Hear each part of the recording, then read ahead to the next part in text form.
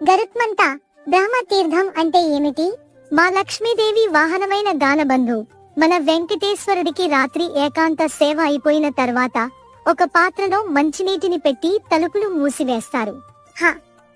ఆ తర్వాత ఏం జరుగుతుంది గరుత్మంత? గానబంధు అలా తలుపులు మూసాక చతుర్ముఖ బ్రహ్మ వచ్చి స్వామివారి పాదాలు కడుగుతారు. అలా కడిగాక ఆ పాత్రలో మిగిలిన నీళ్లని తెల్లవారుజామున సుప్రభాత దర్శనానికి వచ్చిన వారికి తీర్థంగా ఇస్తారు. ఓహో, అందుకేనా వెంకటాచలంలో సుప్రభాత దర్శనముకు వచ్చిన వారికి మాత్రమే బ్రహ్మ తీర్థం ఇస్తారు? ఇప్పుడు అర్థమైంది గరుత్మంత. Download share chat.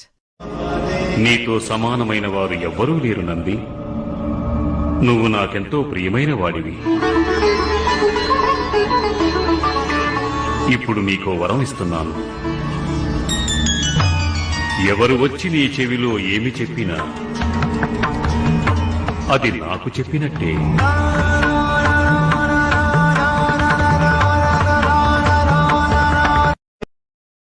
Download share chat.